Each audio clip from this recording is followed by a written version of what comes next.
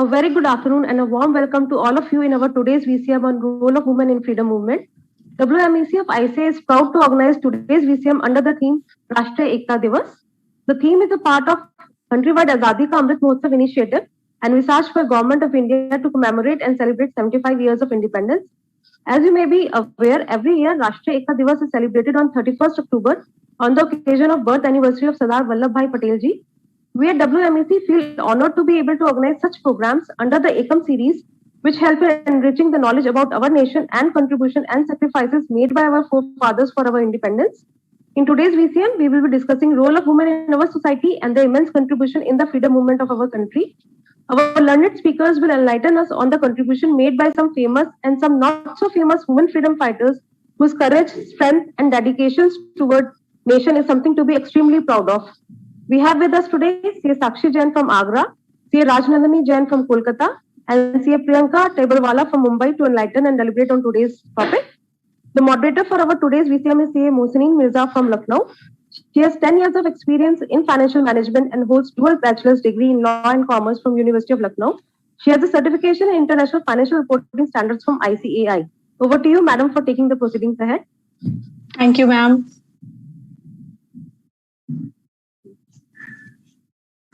Thank you, ma'am.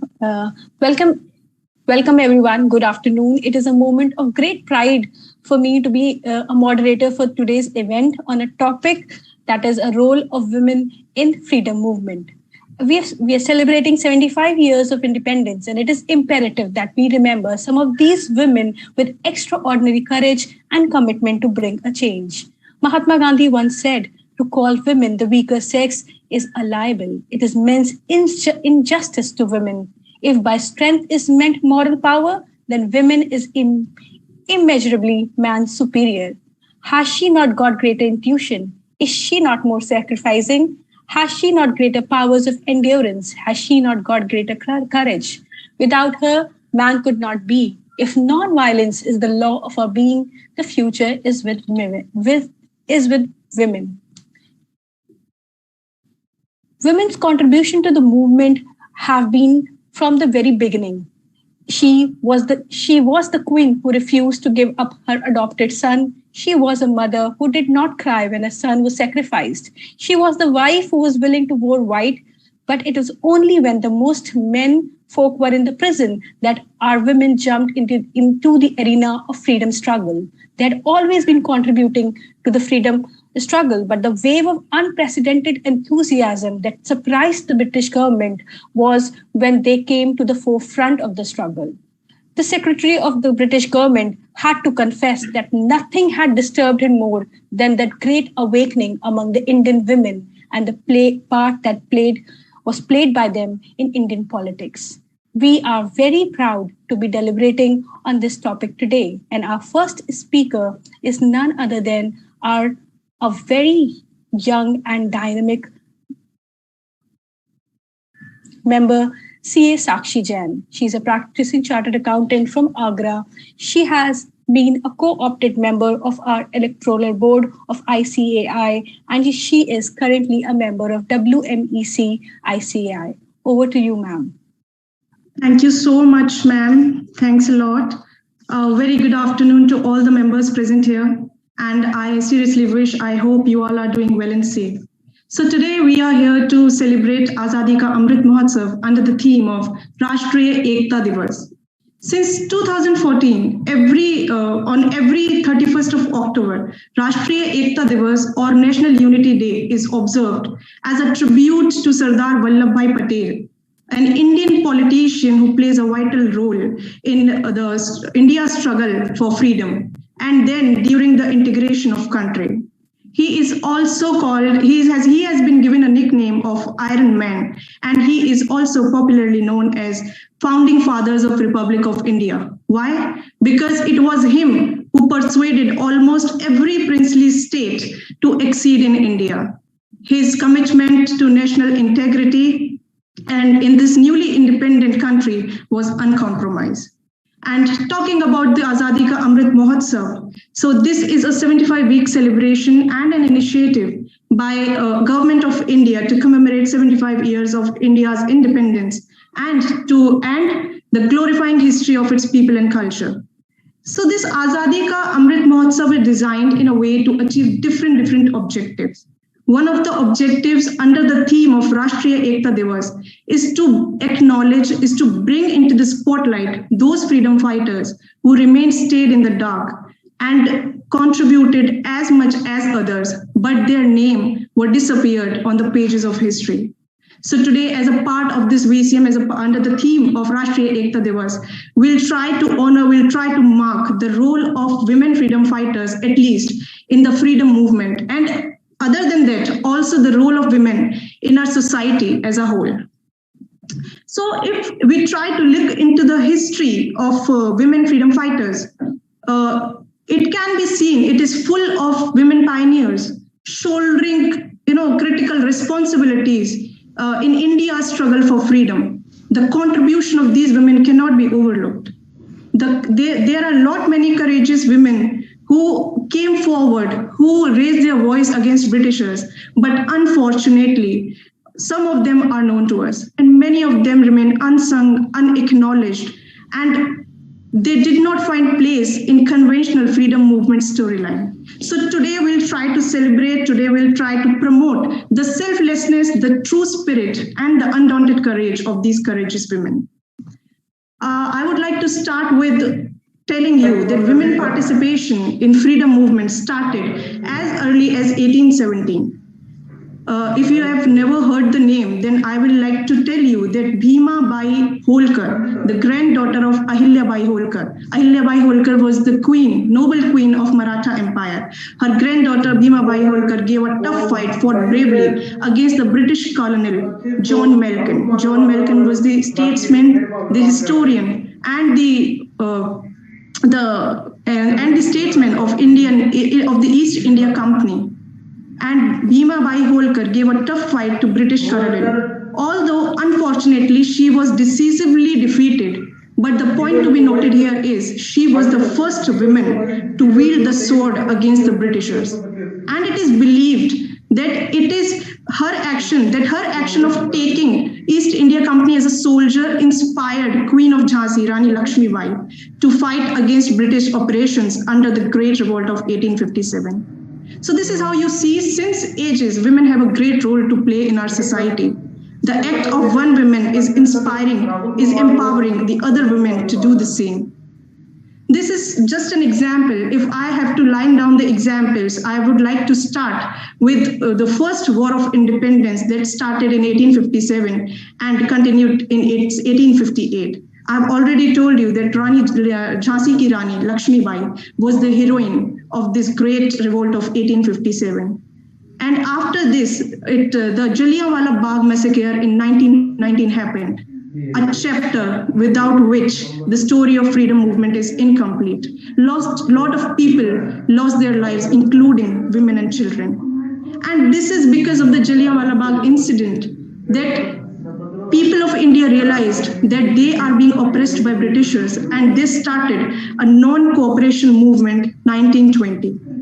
And it was led by Sardar Vallabhbhai Patel only, in whose memory this Rashtriya Ekta Divas is celebrated. Let me tell you the names of the women who participated actively in this movement. Sarla Devi, Muthu Lakshmi Reddy, and Sushila Nayyar, Rajkumari, and many other women. Kasturba Gandhi, wife of Gandhiji, and the women of Nehru family actively participated in this movement. Next into the line is the civil disobedience movement. Civil disobedient movement and the Dandi Satyagraha, Salt Satyagraha in 1930. As soon as the Salt Satyagraha started, the women was pouring out on the streets. They took it as an opportunity to have a prominent participation in freedom movement. And after that, the last call, the final call, instant freedom, the Quit India movement 1942. Usha Mehta, a committed patriot, raised the voice of her freedom. So that's how you see that every freedom movement was incomplete without the participation of women. So this was the example, the way back in history. If I have to talk about current times, then there is a great source of women inspiration in the fields of Indian Army. If you have known the name, I'm talking about the wife of Martyr Major Vibhuti Shankar Dhondiyal, who laid down his life in Pulwama attack of Kashmir. The story of his wife, Nikita Kaul Dhondiyal, is so motivating, is so inspiring that even after losing her husband, within 9 months of their marriage, she stood up strong. She did not sit idle mourning her husband's death, but set a goal towards her life to fulfill her husband's dream. She decided to join Indian Army.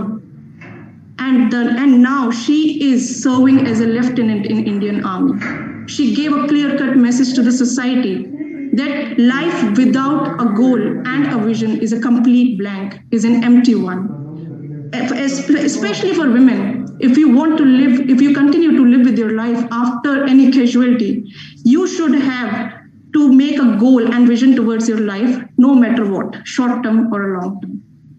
So these two incidences of Bhimabai Holkar and Nikita Kaul are more or less similar, but different in a way that Bhimabai Holkar fought for the independence against Britishers, and this Nikita Kaul Dhondiyal fought for her independence against the captivative mentality, narrow mentality of society that when a woman loses her husband, she is pitied on a ground of her survival without her husband.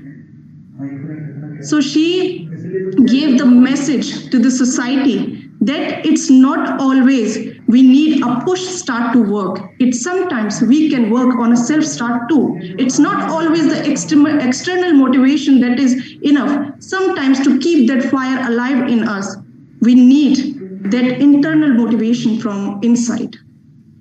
So this was the role of women in freedom movement in India. And if I have to talk about the other role of women in the society as a whole, then we all are witnessing that women have completely transformed in modern day.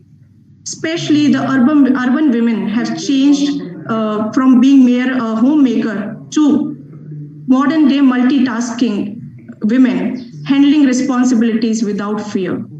Traditionally, women were expected only to be the caretakers of the family. They were responsible only for the smooth functioning of the family. But now, and also when it comes to take some kind of decision related to family, important decision, they were kept in isolation.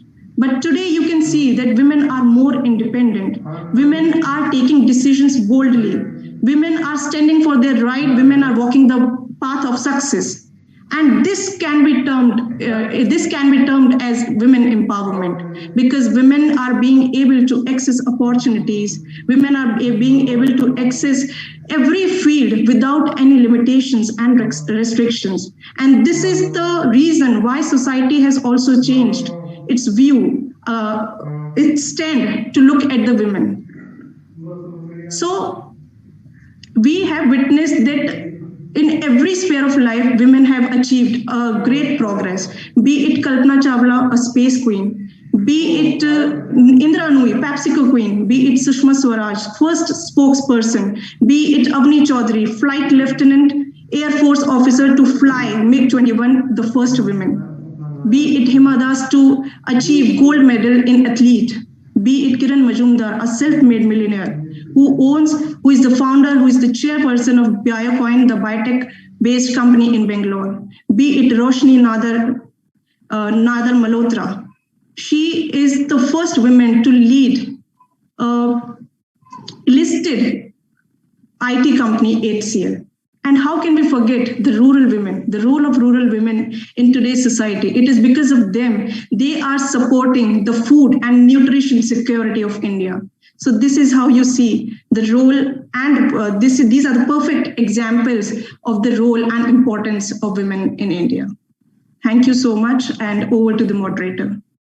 Thank you, Sakshi. And I totally echo your words when you say that it is the women of past that have inspired and continue to inspire us. And as modern women, we continue to build on their courage and their zest for change. So, being born in Lucknow and in Uttar Pradesh, the story of three women who fought for India from 1800s to 19 have always been an inspiration to me personally. Begum Hazrat Mahal, she was the center of the freedom movement in Lucknow. She built fierce troops. She was attacked and she defended Lucknow, and she refused to step down as queen. She challenged, she issued a historic statement and challenged Queen Victoria on 1st November as old as 1858. Though she was defeated, but her spirits were not defeated, and she continued to fight for her freedom, for freedom of Lucknow till her very last breath. So we all continue to get inspired by her. Our next speaker for today is Ranch Nandini ji. She herself is an inspiring woman. Her passion is to inspire the students. She's an avid career counselor, and she continues to inspire the next generations of chartered accountants. Over to you, ma'am. Thank you so much for such a warm welcome. First of all, I'm very thankful to ICAI Women Directorate that we are organizing such kind of webinars so that we also feel the inspiration to move harder, to push ourselves hard, and to achieve something great in our life. So yes, today's my topic is role of women in our society and related to freedom movement also. When I, use this word woman, what one picture hits to my mind is a woman sitting in a house in, 4 walls, inside the 4 walls. A woman who is pressurized to cook the full food, a woman who is pressurized only to take care of her family, a woman who is pressurized to give birth to a child, a woman who is not allowed to step out of the house and have her own identity.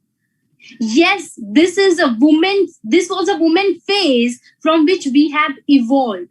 And the credit of this involvement goes to all the freedom fighters who has given a new definition to the term woman. Today's women, I would say, are independent, are taking care of their families, taking care of their children, giving virtues and values to their children, which will help nation to become a good nation or a better place to live in. Women are even professionally working very well.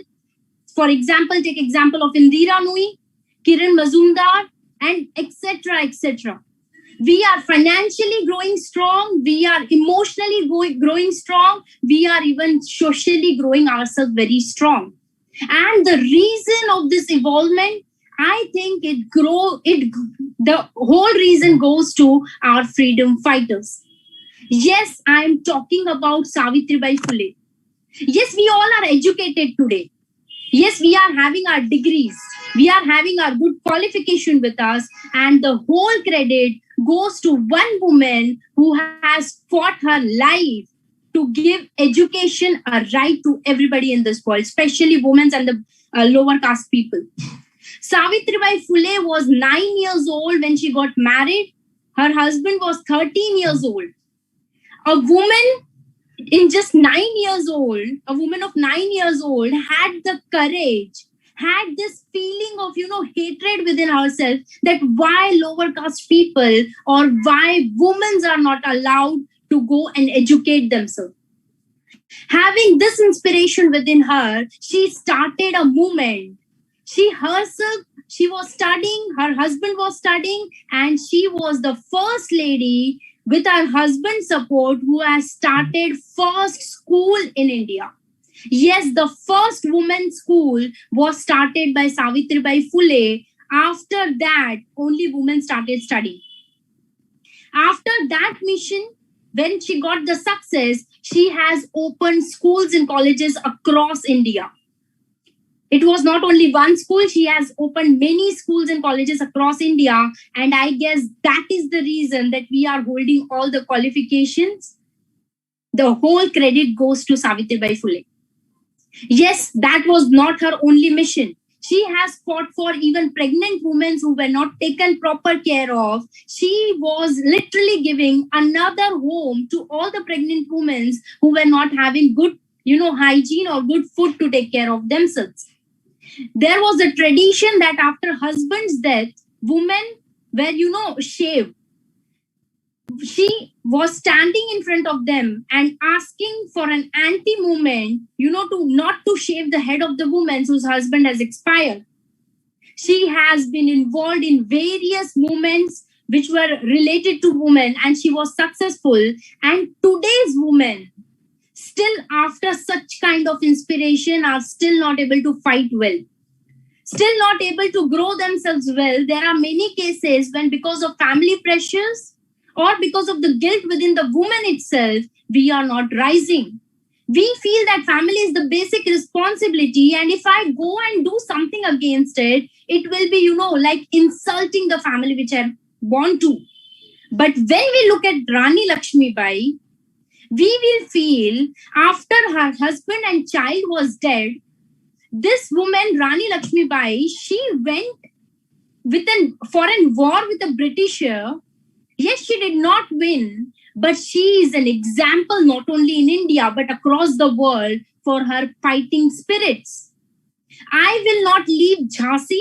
That was her lines. That was her inspiration. And she fought all alone, heading her own, place. And she is an example. I feel when today's women are facing issues like, marriage, child, pregnancy, and women things to, drop out of their career, I feel we should think about Rani Lakshmibai, the struggle she had went through, how she overcame each and every struggle just single-handedly, and she fought not only for her, but for whole women community, I would say. There are many examples. I believe women is having the crucial role to play in society. As soon as a child is born, as soon as life comes, I'm getting some disturbance. Just a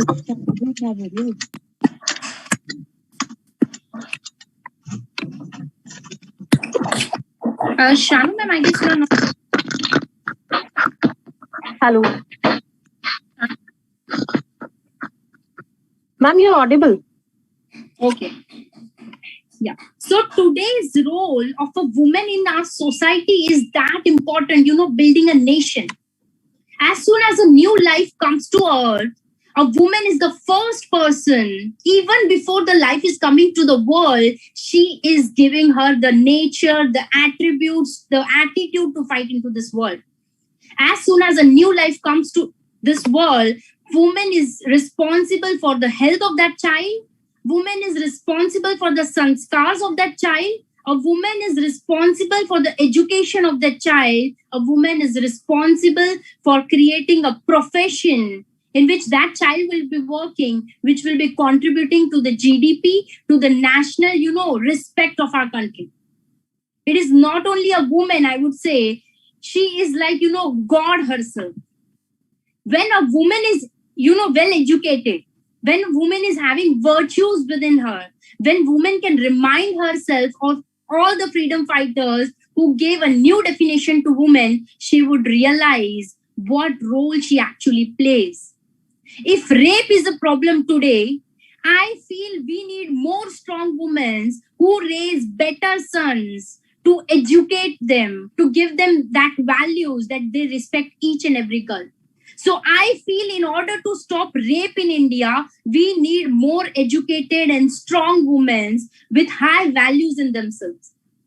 If for India today unemployment is a problem, I feel women can, be a pillar and break this problem of unemployment in India. If women are educated, most 50%, more than 50% of people are not employed as women because of many reasons which they are facing.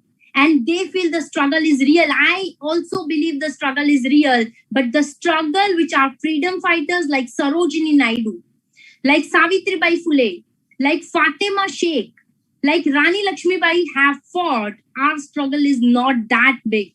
Trust me, our struggle is not that big. Today, we are having small struggles. I agree with that. Maybe big struggles also. But if a woman is not working, if a woman is not educated, if a woman is not able to realize her goals, it is giving rise to a generations of women who will be struggling to make their career, to make her own position into this world.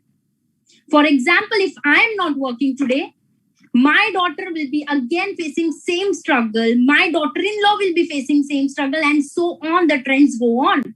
And I feel we as an individual should not be bothered only about our life, because we are giving rise to kind of attitude, environment in which every woman from our own generations will be living. We should, as a moral responsibility, uplift each and every woman we see, because we are the pillars who are giving shape to this society. Not only education, not only related to financial status, but I feel 80% of women are living in depression. And a depressed person can never raise a person well. And if a person with depression is raising someone, obviously all the wrong sides will be reflected in our nation itself.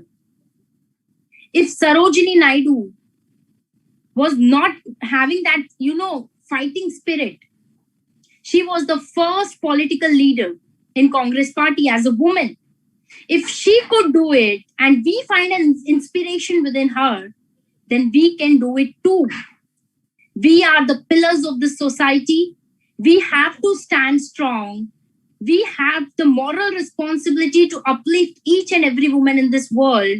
And if we realize that, there was a line which Britishers used for Rani Lakshmibai.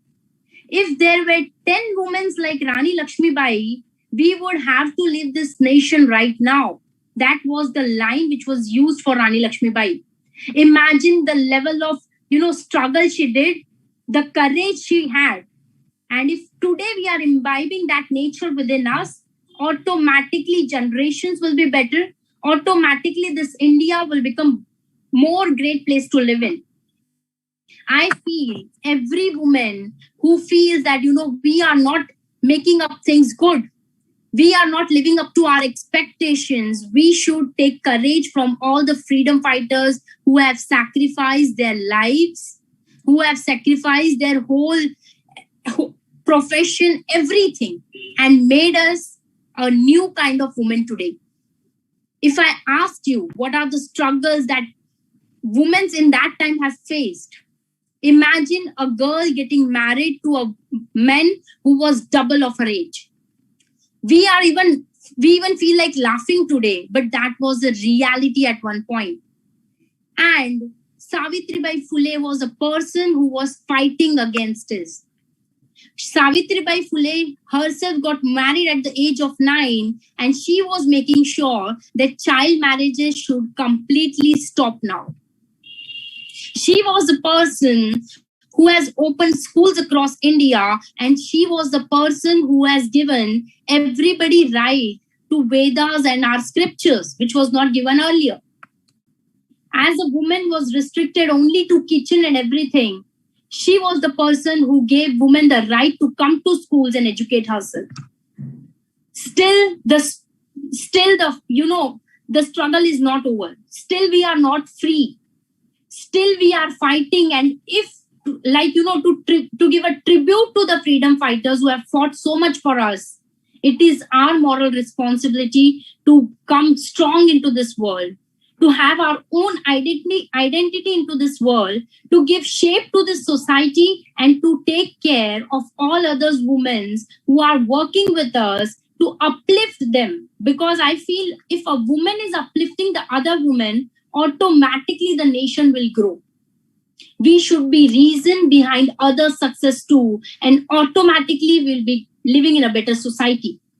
Woman is not restricted only to professional level. She has reached a great heights at political levels too, at our Navy levels too. She is even pilot. Women are even pilot today. And I feel the freedom to fly, which she is having today, is a gift of all our freedom fighters who have fought so hard for us. I believe that in order to make a great society, in order to make India a better place to live in order to make our homes a better place to live in order to make ourselves stronger, we need to be a strong woman.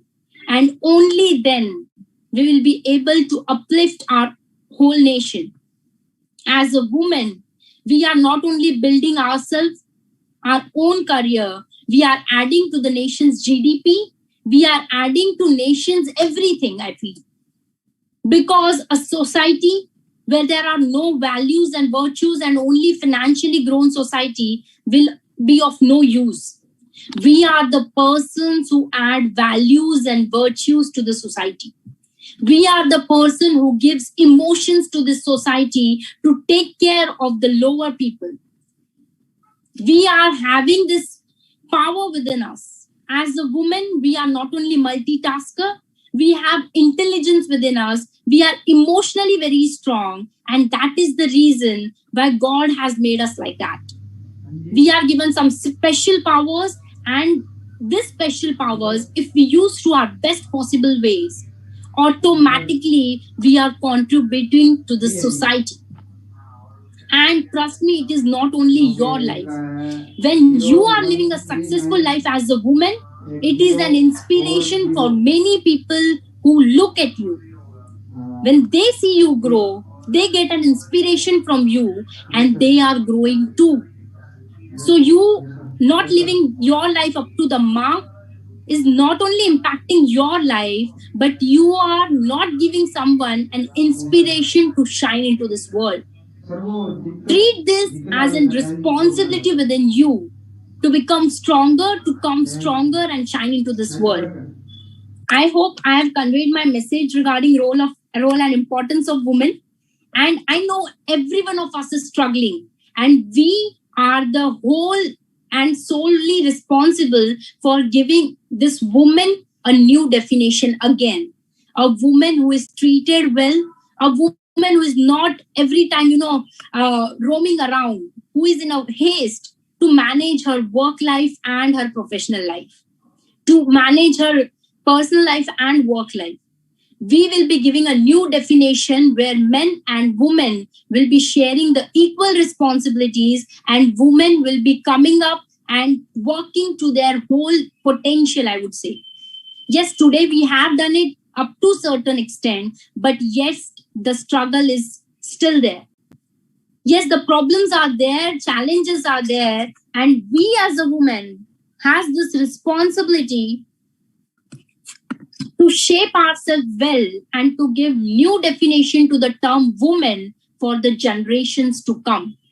So I believe the freedom fighters, have given us the second definition, and we, inspired by the freedom fighters like Savitribai Phule, Sarojini Naidu, Fatima Sheikh, we will be giving another definition to this term woman, making life easier for the women to come and live and survive up to their complete potential, I would say. So thank you so much for giving me this opportunity. I will like to hand back to moderator. Thank you so much, ma'am. And it is true when you say that the women of past inspire us, they give us courage, and they have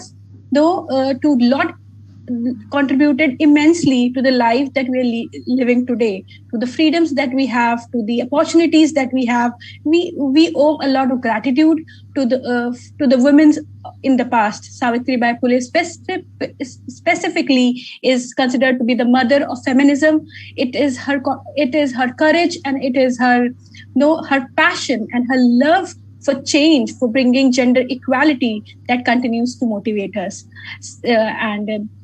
I would like to add here that women who may not every girl gets the same opportunities. So a woman who's choosing to stay at home and be an at-home mother, contribute towards the family, is equally contributing to the society. She is equally contributing towards the welfare of their children, to the right of each woman who is willing to step out and do a job outside her household.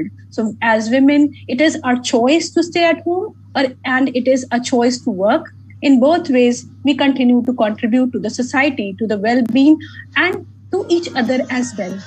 So sadly, in India today, there are a lot of female dropouts. The percentages of dropouts, female dropouts, are high in rural India, but we are slowly, steadily moving towards a future that will one day we'll have each woman who's educated, every girl child with equal opportunity, and it is each of us who are contributing towards this vision and towards this dream. And unfortunately, the rape culture, though in India the number of rape cases have been going up, it is also that the reporting of these cases have also increased, which is also a positive sign for a developed country. And I wouldn't say that it is the responsibility of a mother to give their son, teach them better to prevent rapes. I don't think it is solely the responsibility of a mother. Yes, positive masculinity needs to be taught to a male child in his young age, but traditional roles prescribing female submission, male dominance have often been linked to rape in various researches. So every woman, every mother, being a mother of two, I know tries her best to bring the children, both male and female, positively. Our next speaker for today's discussion is Priyanka. She is young and vibrant member of Chartered Accountancy Institute. She is one person who has so much talent. She is a talented chartered accountant. She works for a top 4 company. She has written a book on automation, and she can go. I had the pleasure of listening to her on talk on robotics and artificial intelligence, and those you can just read through her book. You can just listen to her for hours. She's so talented, and she's also the champion in archery. I believe she is one box full of talent and energy. So over to you, Priyanka. Really looking forward to hear from you. Thank you, Mohsin ma'am. Thank you so much for that kind introduction. And I would totally concur with all my female colleagues here, Sakshi, Rajnandini, and Mohsin ma'am, that women definitely play a very important role in our society. And I think it's by far we've been successful in establishing it. And now that we are in a society where women have liberal rights and a lot of other rights which did not exist in the earlier time. But that being said, I would want to highlight a lot of unsung woman heroes, that played a very catalytic role in the entire freedom fight. So just talking about freedom fight, since we all are here on call, I'm sure all of y'all would have seen that movie Sardar Udham. If y'all haven't, I would really recommend all of y'all to see it, because after I saw that movie, I was really inspired and proud that so many people who aren't, so well known as freedom fighters, or who haven't, come across in our history books, have played such catalytic and significant roles in the entire freedom fight. Even in their small ways, they played such a major role that today we, sit in our democratic country in a free land. We're able to, talk about women's rights. We're able to talk about all our democratic rights, etc. Is because of these unsung heroes, who've played a major role in bringing India where it is today per se. So likely, as called out by other people here, that, British ruled India for like 200 years. So the sacrifice of these unsung heroes apparently, brought us where we are here. But, as we know, we have famous heroes like Mahatma Gandhi, Lokmanya Tilak, Bhagat Singh. When we think about freedom fighters, we only think about the freedom heroes. Like, they are the first things that come to my head. Even when I'm over history, I've entered into the world of professionalism, etc. And every time there's a discussion about freedom fights, etc., we always think about, Mangal Pandey or Sardar Udham or the male heroes that have played, an important role in the freedom fight. And we, of course, have to idolize them because they have played a significant important role. But that being said, what the section of the freedom fight that has been overshadowed is our powerful women out there. The contribution of women and the struggle for the independent India cannot be overlooked at all. A lot of courageous women, they actually raised their voice against the British rule. Many led to the streets, processions, held lectures, demonstrations. These women possess a lot of courage and struggles, and had a lot of struggles to, talk about the freedom fights. They actually laid down their lives. But because of whatever zillion reasons, their names weren't called out, or they did not become so popularly known as the heroes. But their contribution to the entire freedom fight cannot be overlooked. So here I am today, guys, and I would tell you stories of multiple unsung women heroes who apparently played a very important role in the overall freedom struggle. It's just that we do not know about them. But and I'm so glad that the Institute actually gave me an opportunity to, talk about this particular topic, because even I was not aware. So, when I went across and read about these women, I was so inspired, because every woman, now that I'll talk about them, has played such a catalytic role in their own way. They have they've been such an epitome of courage that, at their age, had I been there, I can't really foresee myself doing something like that, only, to bring freedom to the nation, etc. Whether, they played a role as a freedom fighter, or they played a role as a wife, as a mother, supporting family, etc. So I will give you examples, and you would realize that, they played such a catalytic role, maybe not on the front line, taking a bullet like Netaji Subhash Chandra Bose, or like Gandhiji, raising voice and awareness for all of us. But they were always there as a back support. Before I divulge into the details for these particular women, I would want to, ask a simple question, and I'm sure this would, bring in a concept, a realization amongst all of you. In terms of why don't we talk about women heroes in our society or in India per se?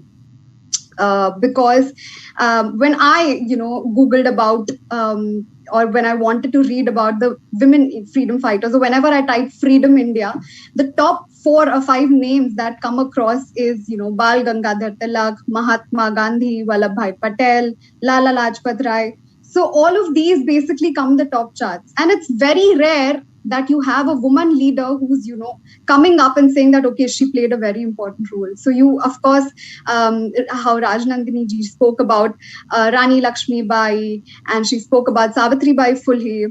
So there are a few women heroes who are spoken about, but there are so many who haven't, been called out for their struggles, etc. in the entire freedom call.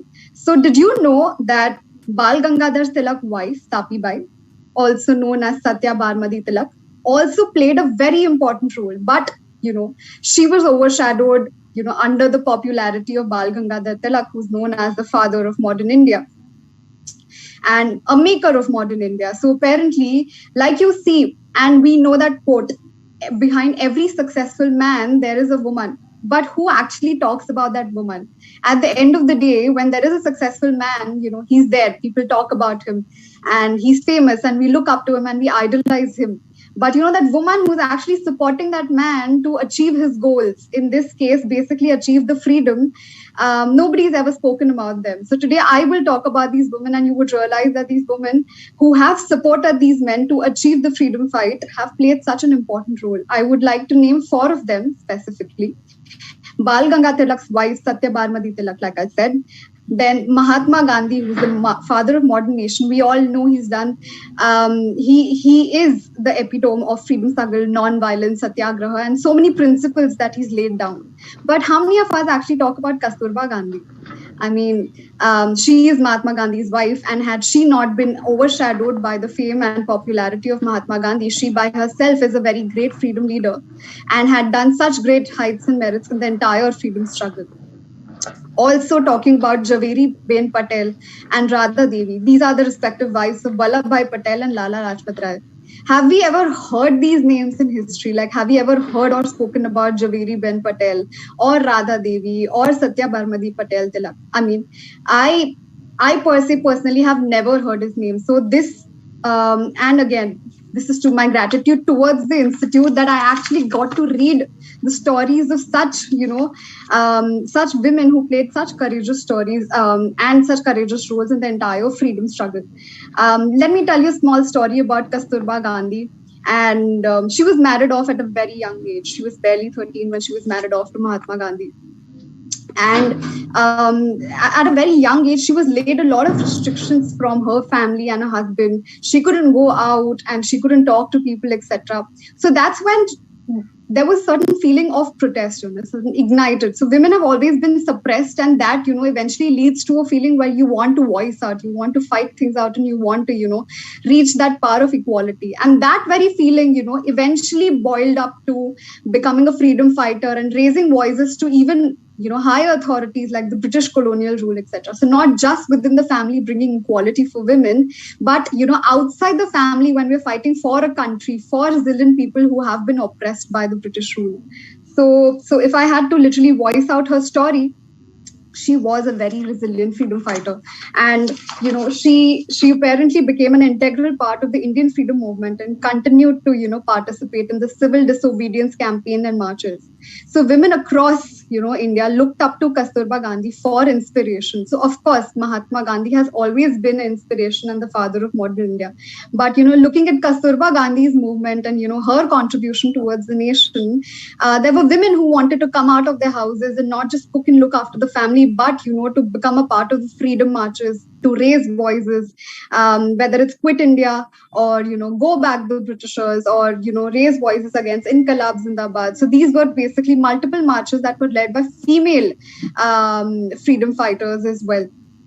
In 1942, Kasturba was, arrested along with Mahatma Gandhi as a part of the Quit India movement. So as you can see, and women have this trait of supporting their better halves in whatever they do in their lives. So we know that Mahatma Gandhi led the Quit India movement and he was arrested for all of this. But nobody knows that Kasturba Gandhi was an equally important participant of the entire Quit India movement. She was there to support Mahatma Gandhi in all of the initiatives that he took over, always leading the marches by his side and raising voices, inspiring a zillion women out there. So, after a lifetime of struggles and protests, the inspirational freedom fighter then breathed her last at Aga Palace in Pune. But, like I said, the story about Kasturba Gandhi is so popular amongst, the youth or the Gen Z that we call off nowadays. And it's so important for us to, understand what these freedom fighters who are our women unsung heroes. It's so important to learn from their journey and their courage that, eventually it helps us in our journey. So I don't know about others per se, but when I read about these women heroes, I was so motivated and inspired that even then, there were women who were ready to, lay down their lives for, the country. And, so you have heroes who are spoken of and, you read them in the history books, etc. And you look up to them. But at the same time, these women were silent supporters. Like they weren't the ones who would be at the forefront, but, from behind their support was very integral. Like had they not been there, we wouldn't have reached what we aim to reach. So the men that are popular enough, and have achieved their goal is because there was a strong support, whether it's moral support or whether it's support in terms of, that you go ahead, you lead the march and I will be there to raise the voice, raise the flag wherever you need me there. So that's when, that's what I refer to when I talk about women heroes. Now I'm going to talk about small stories about these women. I don't think you've ever heard of their names, but each of them have in their own small way have contributed so much to the entire freedom struggle and the entire freedom role that I'm sure all of you would get something to learn from their journey and, eventually be inspired out of it. So I would start with Madam Bhikaji Rustam Kama. I don't know how many of y'all have heard of this particular name, but she was the first woman to raise the Indian flag, to hoist the Indian flag on a foreign soil. She raised it in Germany. She was from a very well-off Parsi family. She did not have to do all of this.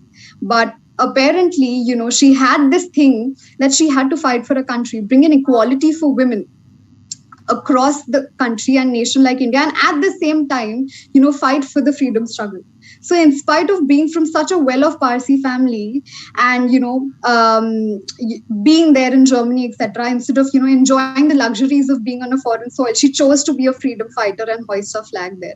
She was actually banned by the Britishers in the Britain land because she did such acts. So imagine the kind of courage you would have. So one thing is where you have your freedom fight on your domestic land, and the other is when you go to the foreign land in order to bring awareness. And I don't know if you all have seen Sardar Udham, but it was very similar, her journey, where she went to a foreign land, she raised her voice, brought in awareness worldwide across the globe.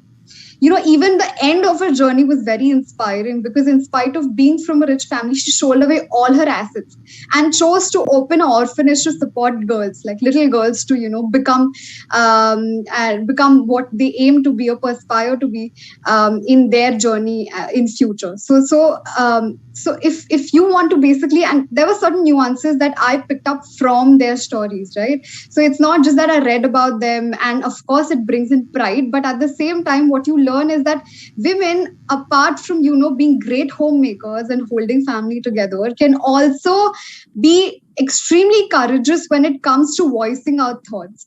And I'm sure a lot of us have seen our recent leaders, like Sakshi and Nandini had pointed out. There are a lot of women leaders who are already leading in the corporates and the country in politics and constitution, etc. So the reason why women lead there, and there should be more of it, is simply because women have the courage to voice out their thoughts, whether it's in the domestic soil or on the international soil per se. And at the same time, women have this very strong emotion of empathy. I mean, that is something that value adds to your overall journey. So she could have chosen to, become a freedom fighter and raise her voice and then settle down. But then eventually she sold off all her assets and, had empathy towards other little girls out there looking up to her and wanted to grow in her journey. So that was my learning from her. I'm sure you all would have learned something from, Madam Bhikaji Rustam Kama. My second story is about this lady called Kanak Lata Barua. She was hailing from a small family in Assam.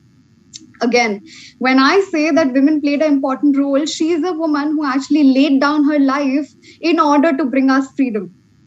At this gender age of 18, she actually marched to the Gorakhpur police station in order to unfurl the Indian flag, and she obviously shouted quotes and naras like, the Quit India. She was the first one to be shot dead at that particular protest, but eventually she still had that flag in her hand, and still till her very last breath she had that quote that Quit India movement and Britishers go back. So if you learn something from her journey, it's that even at a tender age of 18, she had the courage to lay her life to bring us freedom. She was actually leading that particular protest. She was standing right in the front. So sometimes women are known to follow men and be behind them, but she was the one who was actually leading the protest, standing right in the front, to unfurl the Indian flag in front of the Britishers. So that's the kind of courage that our lady freedom fighters had. And apparently after I read about her, I always I had this thought that why haven't I read about these women in the past? They have to be called out for.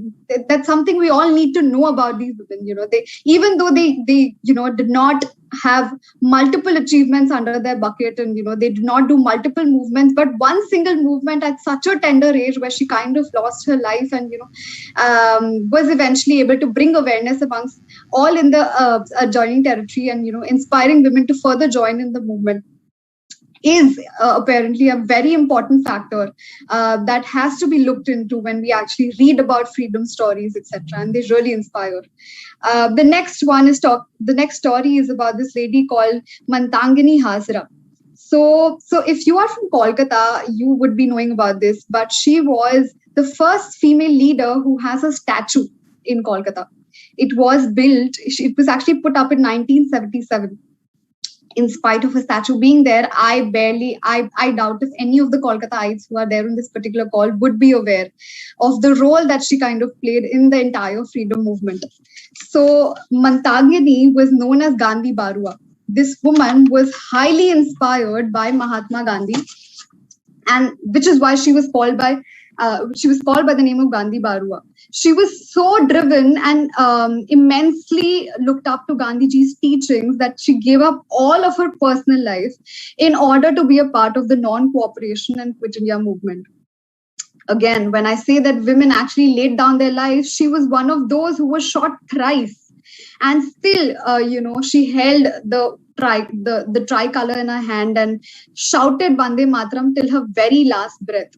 Now, that is a story that kind of inspires. So imagine if I put myself in her position at today's world, and someone tells me that you have to go lead a protest and shout slogans in spite of being shot thrice. I would hesitate, to be honest. It takes a lot of courage to do something like that. So first, to start your journey from getting inspired, and then eventually transforming it into someone where you play a catalytic role. So women like Mantangini, women like the Kanaklata Barua, all of these basically laid down their lives. But I have never heard of their names in history, and which is why I chose to talk about them, talk about their stories. And I want women out here to know that women in the past have also played such important catalytic role in the freedom struggle, and they have to be called out for. So which is why, whenever I speak about women's stories, I always have this thing in mind that women have to empower women. We have to talk about their achievements. And, that eventually, leads to us getting inspired and empowering each other and growing together as a cohort. That's very, very essential. And that's what these freedom fighters basically teach us. So not just from the mental point of view where women led protests, etc., but also from physically women led. So my next story comes up about this lady called Lakshmi Sehgal. I don't know if you've all heard about it, but all of y'all would have heard about Netaji Subhash Chandra Bose and, his fight for the freedom struggle. He took a bullet for the nation. We still don't know, it's a conspiracy whether he's alive or not, but we still know that, he played a very important catalytic role. So one hand, we had Gandhiji, dealing with the entire freedom struggle in the non-violent satyagraha way. But there were, leaders like Netaji Subhash Chandra Bose and Bhagat Singh, leading it in a little way where it brought in a movement and it shook the Britishers from the war point of view as well. So when I say Netaji Subhash Chandra Bose, the name that comes to my head is Lakshmi Sehgal. So she was a former Indian Army captain, and she was chosen by Netaji to form the Rani Jhansi regiment. So she actually led the regiment and apparently was played a major catalytic role in bringing majority of women to become physically strong and fight for the nation. So like we know women to have empathy, to be mentally strong, to be emotionally strong, but we also know that when given an opportunity, we can also be physically strong, and we are an overall package when it comes to that. So it's not just certain aspects that stick to us, but when put in a situation, when put in a spot, women can also be equally physically strong. So Lakshmi Sehgal, she actually talks about that story, that she built a regiment of 1,000+ women out there, and she fought for the struggle, took in a bullet. She was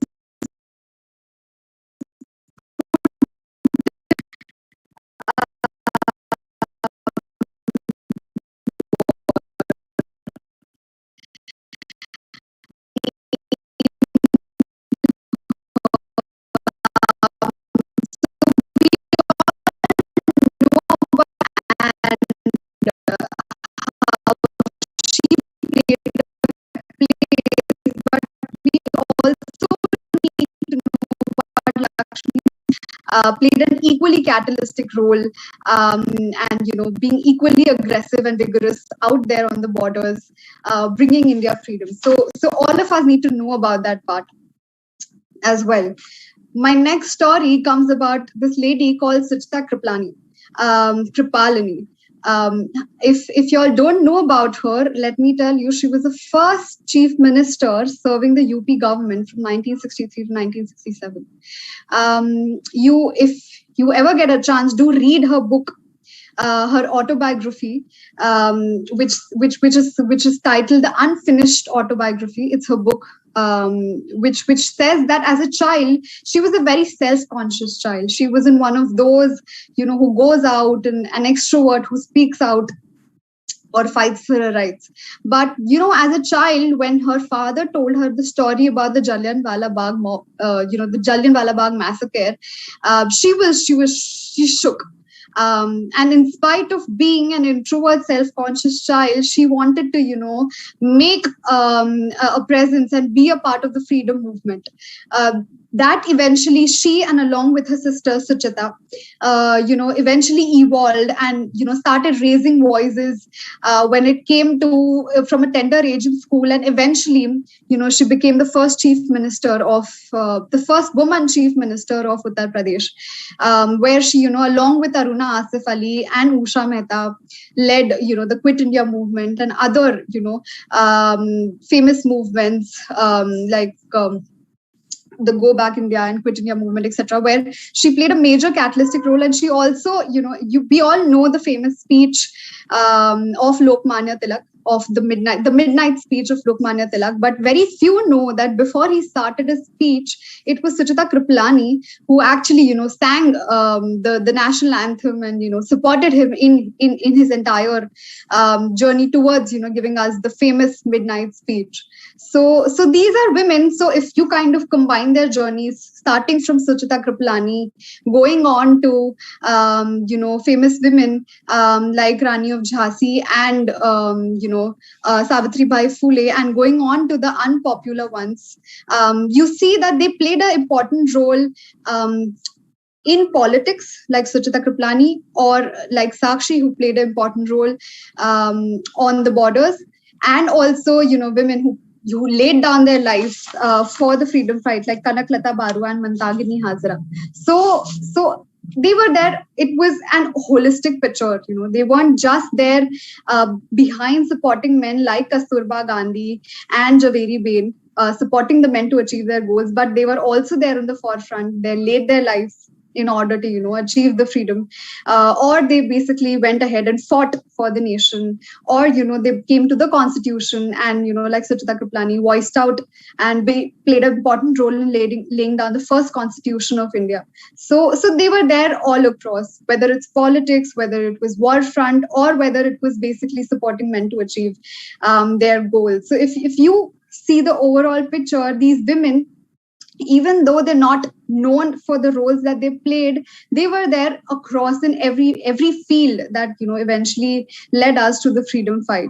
And what I understand from their journey, and I'm sure all of you all also do, is that although we do not have that kind of, so right now, of course, women are called for whatever contributions that they have towards the nation, towards achieving, their goals, etc. Whether a company is making profits because of a woman director or because of a woman CEO, CFO, etc., they are given due credits. But during those times, it wasn't very popular to call out women leaders and give them their due credits, which they truly deserve. So and of course that fashion has to follow eventually. So right now also, if you feel, there is, of course, awareness that women need to be given their due credit, but it's a slow learning. We are evolving as a nation, we are evolving as a world, we are evolving as a global country. Women are being put into their place and being given due credits for whatever they did for the entire world and nation. But it's high time that we start recognizing these leaders who played a very important role right since the start. It's not that from now on, in the 21st century, it's women who, have started playing an important role. And there were earlier women who were just homemakers and supporting men. But apart from supporting men, they did a lot of other things that, eventually led to where we are today, whether it's the freedom struggle or whether it's forming the constitution or, like I obviously voiced out, fighting, the freedom fights, etc. So there are multiple other heroes that I carry stories of. I would just call out their names because I'm overrunning time, but I'm so excited to talk about their stories. There's so much more to know about their stories. A last story that I would talk about. So I have spoken about a woman as a wife. I've spoken about a woman as a fighter. I've spoken about women as a political leader, as a constitution leader. The last story that I would want to mention is a woman as a mother. And that would basically let me talk about Moolmati. Not many of us would have heard about Moolmati, but she is actually the mother of Ram Prasad Bismil. Again, Ram Prasad Bismil is a famous freedom fighter. You would have read about him in your history books. So what role did Moolmati play in Ram Prasad's journey? She was a very simple homemaker and a mother of 2 sons. She always supported Ram Prasad Bismil in all his freedom movements and struggle. He was sentenced to death, and she played a very strong role in his entire journey. So before he was going to be hanged, when she went to meet Ram Prasad Bismil had tears in his eyes, not because he was going to be hanged, but he was really moved by the courage his mother had. She sat there with a smile and she was unmoved by the decision. And she said, "I'm proud of you because you are playing a very important role in bringing freedom to India and bringing justice to so many your brothers and sisters in the country out here." So, and when he breathed his last, the last thought that he had, and which is what is written about him, and he also gave a speech just before he was being hanged, and he said that I am actually proud of having such mothers who actually encourage and are ready to give up their sons for the entire freedom struggle. So after Ram Prasad Bismil was hanged, she actually went to another a public charade, and she raised this hand of her second son and she said, "I'm ready to offer him for the nation as well." So like you can see, women play a very important role as mothers too. I mean, which mother would want to sacrifice her son for the nation? No mother would do that, but Moolmati apparently did that, and that played a major catalytic role in the freedom struggle. So like I said, women as the last role and the most important role as mothers also played a very important catalytic role in the entire freedom struggle, and that actually completes the entire cohort. So women as mothers, women as wives, women as the political leaders, women as the war front leaders, they were everywhere. It's just that they're not spoken of. And when I read about all these leaders, all that has done to me in my entire journey of, preparing this entire, speech for all of you all is just be inspired. And a lot of pride that it's not just now that women are, playing major catalytic roles, but even then, they were everywhere. It's just that they're not spoken of. So it's high time we should start recognizing and start talking about them.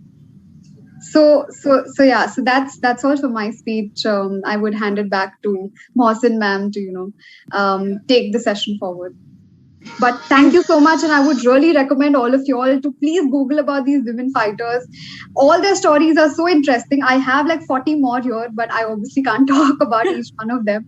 But there's so much to know about their stories and learn about it, and start talking about them, women, because we have to empower other women out here. Thank you, Priyanka. Thank you, and thank you for organizing the presentation in a way that you touched upon. I feel as women, we have several lives, as mother, as daughters, as an individual, and you touched upon all of those, and you kind of brought home the point that no matter where we are, we're always part of change. We're always making positive contributions everywhere. So, and I have always firmly believed that each time a woman stands up for herself, she, without knowing it possibly and without ever even claiming it, she stands up for all the women.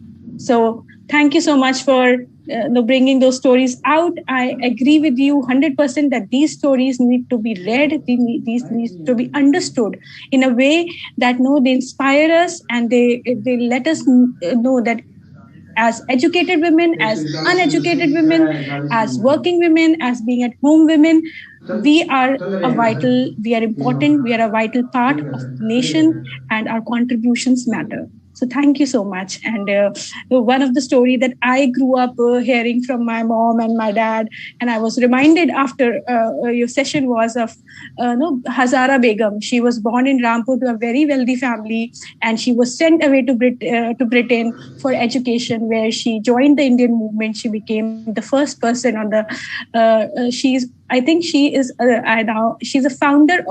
of the founders of Indian National Women Congress, and she then eventually, in her later part of the life was a participated in World Peace Conference in Vienna also. I think it was 1950s. So this is one story that my father told us, okay, that you to inspire us to become to play a major role wherever we are. Let's help each other out. Let's bring the best out of each other. So thank you so much for that lovely presentation. It was so inspiring. I'm definitely going to Google some of those women. Now the floor is open for question. Can we have other speakers also on cameras, please? Sakshi ma'am, are you here with us? Rajnandi ma'am. So we have a couple of questions from the audience. One of the first question is, women shouldered critical responsibilities in India's struggle for freedom, yet their contribution and sacrifices is less recognized. What is the reason behind this? So, Priyanka, you want to take that question? Right. I will take that question, Mohsin ma'am. So like I said, it's been a trend since generations that, women have been known to be, the family makers and holders and, the back support and moral support of a particular movement or family movement or, achievements in the family, etc. So the major reason why they're not spoken of or they're unsung heroes is that, like I said, during those times, it was men who actually led the baton, that there were women who were basically supporting them, whether morally, on the ground or in the constitution, etc. But there was always a face. So that's where we actually get our quote from, that behind every successful man is a woman. So that behind is why the woman was not spoken of earlier. And like I said, now it's changing. Things are being changed. And now women are, at the forefront. So it's not just behind every successful man, there's a woman, but now there's also a saying that behind every successful woman, there is a man. So, the women are now being brought to the forefront. But yes, there was a trend in the earlier past, where, women were supposed to, and they were known for their roles of support. And they weren't called out for being the lead or the leaders of the moment, but there has been a change eventually. Yes, I agree with that. No, we are the shadows that were there, but often during the light, they were not seen. So I agree with that. So the next question is, how does the involvement of women in Indian freedom inspire us? The current, the modern women, how do you feel inspired by them? Right.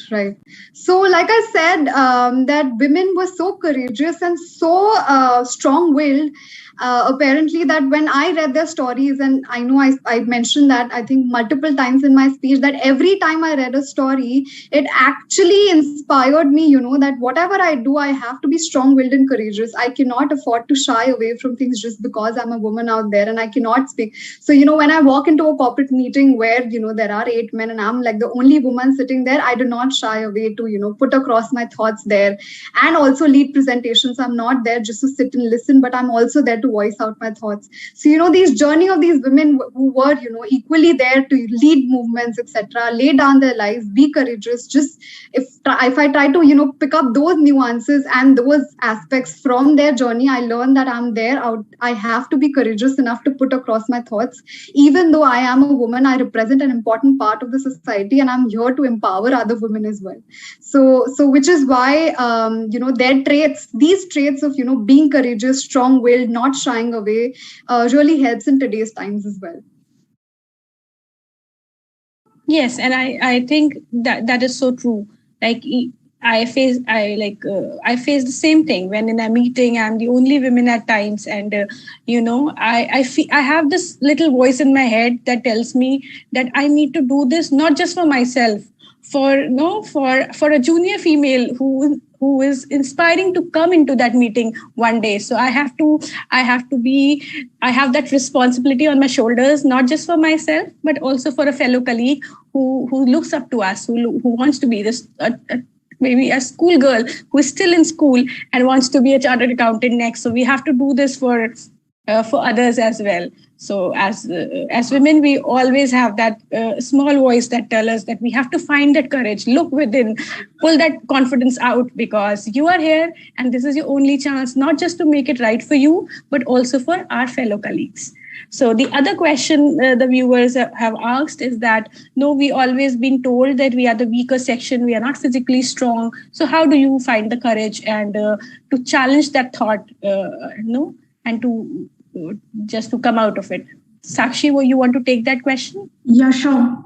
I would like to answer it like this is because this VCM, these kind of webinars is conducted to tell women the stories, the stories of those courageous, those modern women who are inspiring us to bring about a change in this world. That's what all those women who are understated, who think they are being under depressed, they are being told this story to be courageous, to come out of their comfort zone and to bring about a change in the world. So this is the reason why these kind of webinars are organized. So I think this is the answer. I'm sure that the audience today is going home inspired and are going to find remember this when they face a difficult situation next time. So and there's just one incident from life that I had experience of. So I was working with this this NGO, and we were working for women who face violence in villages. So sometimes when we look at those women, we feel that they are more they don't have courage. They are being suppressed. So one of the women told us that her husband beats her every day. So we said, what is it that you do? So she went on and she said, he gives me 10, I give him 1 back. So you may be physically, she was physically not as stronger as her husband, but she did find that courage to give 1 back. And I think that is where what matters. We may not be physically strong, but that should not hold us back from fighting back. Yes, ma'am. And even I feel like apart from freedom fighters who gave us freedom from Britishers, we have fighters in today's time as well. Women fighters who are just fighting against the oppression or patriarchy, you can say. So even those women are someone we can look up to. Yes. Totally. Every day we have so many examples around us, and I had a friend who she's professionally very strong. She's a doctor, and she was married to another doctor, and she faced so much mental torture and so much domestic violence. She had also took a time to find that courage and come out of it. So So being educated, being working, being non-working it becomes equal. We are all equal when it comes to finding that women's spirit within us, and so we have to look within and find. I feel we yes. And I feel like we like women who are balancing both the profession as well as their family life are fighters today. Yes, definitely. Now preparing a presentation and preparing a tiffin, it's like 30 minutes time for us, whether it is PPT or whether it is kids' lunch. We kind of juggle between them. So, absolutely. Just to add to Shanu ma'am, when you say a woman is strong, you do not want to define her as just being physically strong. Like the definition of strong is really skewed. When you say a woman is strong, she's out there mentally, she's out there emotionally, she's out there where she carries multiple other aspects. And she not gives 100% to each and every task you assign her, I must say. Yes, absolutely. So when you say a woman is strong, she carries multiple other aspects that eventually make her a strong woman. Not that she wants to go out and box every man out in the world. She's not there for that. But out there with her courage, her presence, and with her emotional and mental strength, women turn out to be much stronger personalities as compared to men out there. So that definitely makes a woman trait much more strong as compared to a man. Yes. So, and just one more thing, I think it came up in some of the presentation about women being depressed, like 80% of women are depressed, something of that sort came up. And yes, there are women who are depressed. And I think Deepika being the most famous, Deepika Padukone, who's the Bollywood actress, she has become the most vocal about depression, about mental health. And even with that, she's an excellent Bollywood actress. I'm sure there are mothers who are struggling with mental health, but they continue to be excellent women, housemakers and mothers for their kids, for their husbands, for their family. So together, we have to find strength, not just within us, but also from each other. Yes. Absolutely, Mohsin ma'am. Absolutely.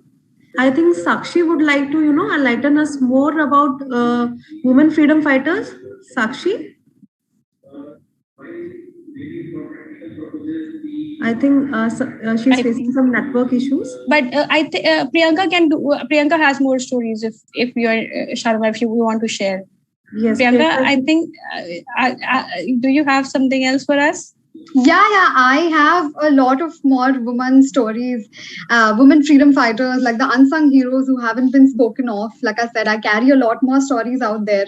If you want, I can voice out their stories. I'm sure everybody would be eager out here to, hear more stories about their journeys, etc. And, that would eventually maybe answer a few more questions about people, about, women not being physically strong, women being suppressed, and still playing a very important role out there in the society. So if I have to, pick up more female leaders out there, my next leader would be Kamla Devi Chattopadhyay. So she was a social reformer. She was a distinguished theatre actor and played a very important role in India's freedom fight. She became the first woman from India to be arrested by the British government for her active role for being a patriotic leader. She was a remarkable person and was also referred to as a social reformer, fearless and committed freedom fighter. So basically, she improved the social economic conditions of women in India, revived and promoted handicrafts and theatre. She also participated in Gandhiji's Salt Satyagraha movement. For her legislative assembly, she was the first woman candidate. She was instrumental in establishing All India Women's Conference. So like you can see, her journey actually started from a theatre actor and eventually transformed to, forming All India's Women Conference and, becoming the first woman candidate in the Legislative Assembly. So you can see how evolving a woman's journey can be and, how adaptive a nature of a woman can be, starting from, being a theatre actor to being inspired by Gandhiji and eventually jumping into politics, becoming, the first woman legislative leader and eventually, forming an All India Women's Conference. So that actually highlights how dynamic a woman can be. She can be an actor, she can be a theatre playlist, and eventually, through her journey, learn and then, ace the political world as well. And, eventually how Kamla Devi Chattopadhyay played an important role in the freedom struggle. I don't think you've ever heard of her name, neither have I, to be very honest. But when I read about her story, it just talks about how transformative and dynamic women can be out there. Further talking about other women leaders, there's Kittur Rani Chennamma.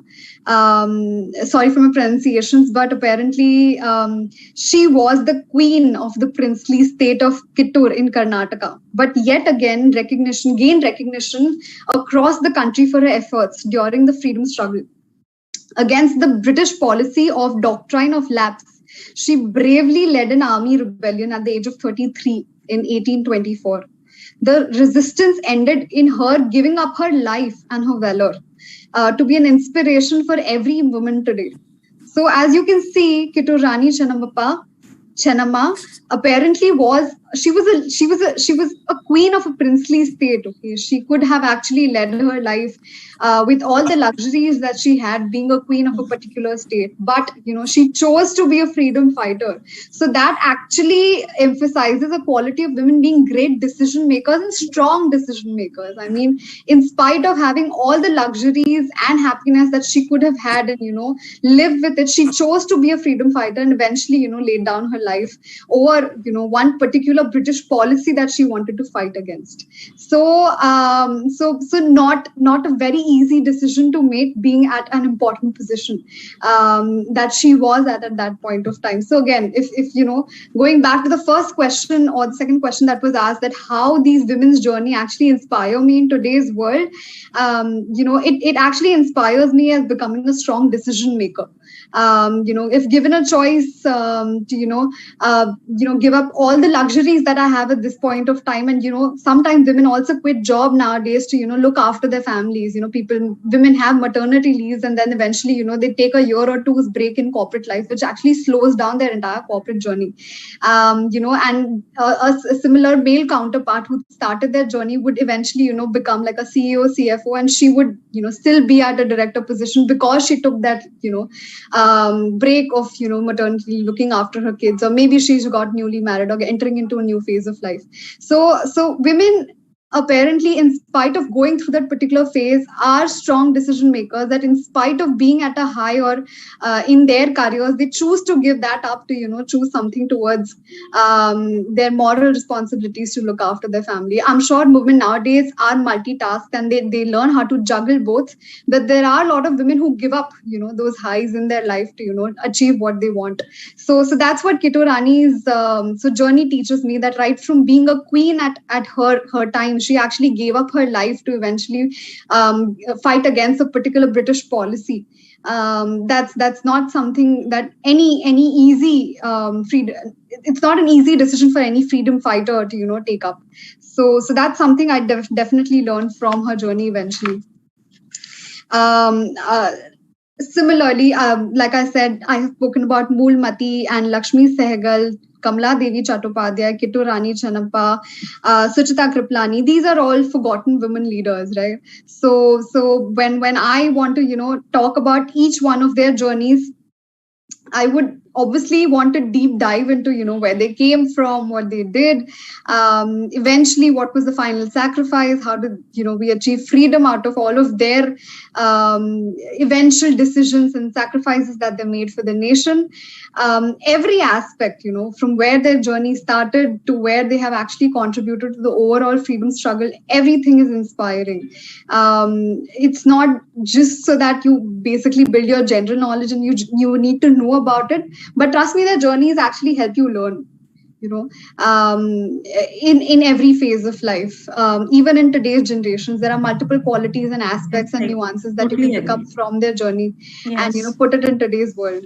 So these were the leaders that I actually read about, and like I said, there are so many more out there that I still have to go and read, and because of this particular session that I have been invited to, it's just ignited the fire that I have to read about every woman freedom fighter who has been an unsung hero out there and not spoken of so often.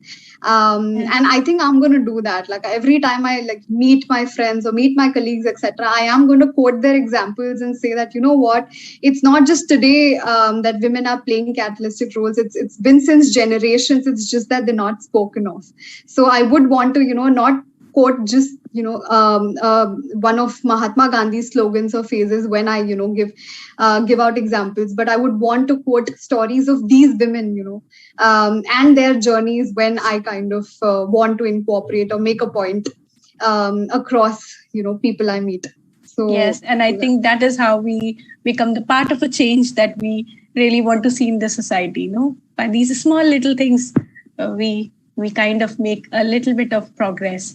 So Raj Nandini ji is with us, and I wanted to ask if there's any advice you want to give out to today's women on professional or society level and on society level. Raj Nandini ma'am, are you there? Yes. So one advice I wanted to give, actually, there are many women who are still struggling with their life.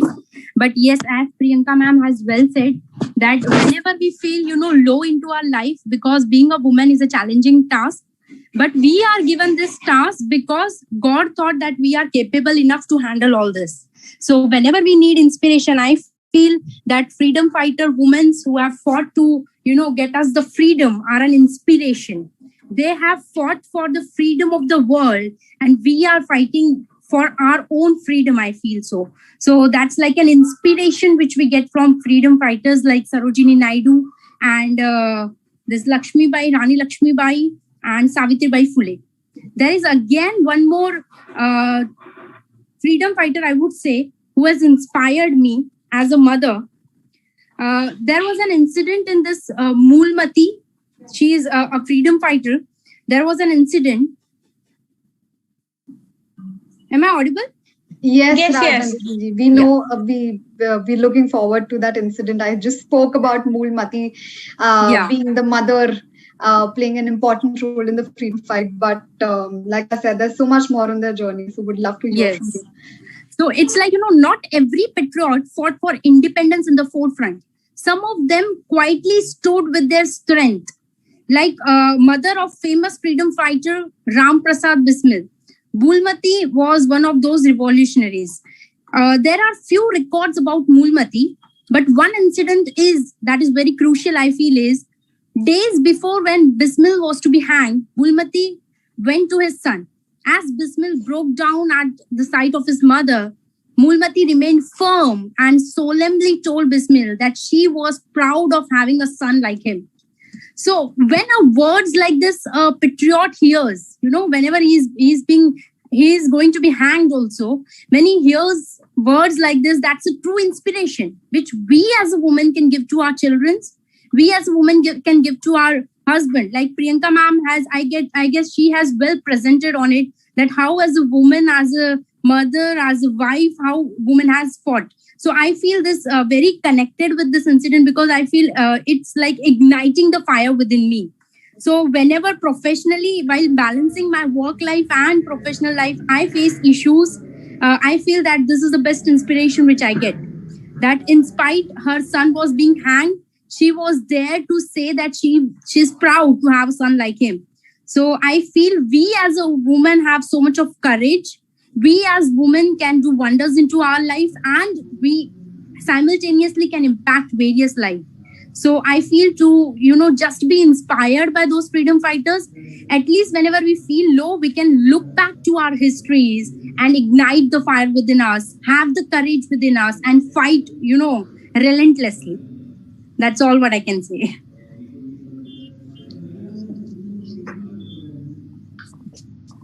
Thank you, ma'am. Thank you so much for that inspiring. Personally, ma'am, I would like to add, if I'm allowed. Please go ahead. Yeah. When I was telling people, a few of my friends, that I have to take a lecture on this role of women in society, the one question they immediately asked me, why do women need inspiration to do anything? And I was speechless. Why do women need inspiration? Why don't we have topics like role of men in society? So if anybody would like to give answer on this, I would be very pleased. Then if Priyanka, you would try to give an answer on this. Okay, why do we need such kind of inspiration? Why women need inspiration to do something? Why that inspiration is not inbuilt? Why do we look at others for anything to continue to work? Why? Right. Thank you, Sakshi. That is a question that even I have had since I have had a child. Since I have been a child, I have always asked my mom that, Mama, why is it that we always talk about, the men in the house? Why don't we talk about the female in the house? So that question actually started from my house, and eventually in school and in my corporate journey as well. It's always, there have always been, topics like women need to be inspired, women need to learn from women. But Sakshi ma'am, I want to tell you that this has actually come from the journey that women have started. They've actually started from a very low journey where they were suppressed in the society, where they did not have a place where they could talk or, play an important role. And even if they did, they played it behind the curtains, like they weren't talked about or they weren't out there. So, which is why we have actually gone through a journey from extreme lows to being at a place where a woman can actually be a president of a country or a prime minister of a country or a CEO of a particular country or a company. So the journey apparently has been slow, but it has been a learning journey for us. Like we had to fight our way up. Being in this particular male dominant patriarchal society, women always have to fight. to make a place for themselves, to empower other women. So which is why we have these topics of women inspiring other women, women empowering other women, women learning from other women examples, because the society is designed in such a way that we are actually in a male dominant society. So we obviously live in a democratic country, but there are certain parts of India where such acts or certain practices are still prevalent, where women are still suppressed. They're still not educated, and for such women, the other women who have been privileged enough to evolve with the 21st century and have had the opportunities for good education, make a place for themselves in the corporate society, we actually have this moral responsibility to stand up for the other women. And women, like I said, have this quality of being, have this quality of empathy and being inspiring across, so that we grow together. It's not that we just want to grow for ourselves, but we want to grow as a cohort together. So which is why we have these sessions where women need to inspire women, because men have already made a place for themselves in the society. The society is just designed for them. We are the ones who have to make a place for themselves, make a place for ourselves, and eventually stand and shine.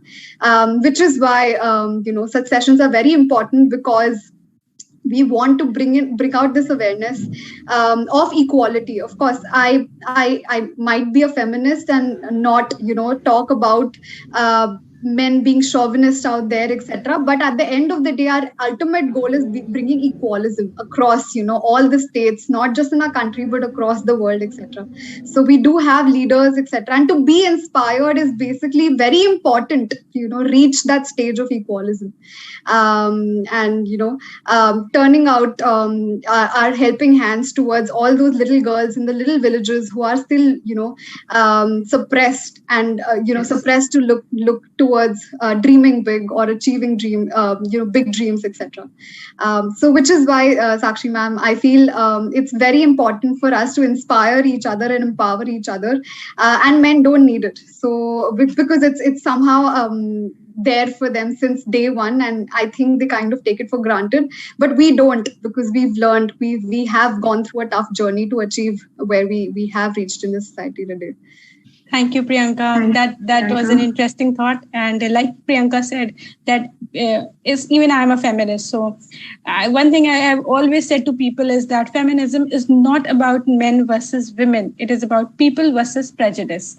That we want gender equality. It is not about men versus women. It is not about we trying to put the men down. Or no, I know there was this Mother's Day was celebrated, and suddenly then Father's Day started being celebrated, then Sister, then every day and now is being celebrated. So it's not that we don't love our fathers. It's just that we need to be more vocal about inequalities towards women, so that those things change. We want to be a part of that change. It is not about men versus women. It's just about being against prejudices. And unfortunately, India is a patriarchal society. We are living in a patriarchal society, and things are changing, but change is a very slow and process. So we just have to keep at it. I think women need inspiration because of the uneven distribution of work-family conflict. Work-family, right? So women need inspiration from other women, how to carry on her professional duties. Sakshi, like society, they expect a woman to multitask. We have so many roles assigned for us, So we need something which can inspire us to go beyond our comfort level. Yes, ma'am. Yes, I agree. Yeah, beyond even Indira Nooyi, ma'am. Sorry to interrupt. Yes, ma'am. No, ma'am, go ahead. Ma'am, but then a second school of thought comes to my mind that if being a woman, I'm duty bound towards my home, then being a professional, I should be duty bound towards my profession too. It was my decision to be a professional. Nobody else told me to be a professional. Right? Yes. So this motivation should come from inside. This motivation, this inspiration. External motivations are always a short term. As long as we heard the stories, we feel motivated. But as soon as we start motivating ourselves from inside, I think it will keep the fire in us alive. And if someone would talk about my idea of being an independent woman, then again, I am not in a favor of feminism, because I always feel that, male and female has some different set of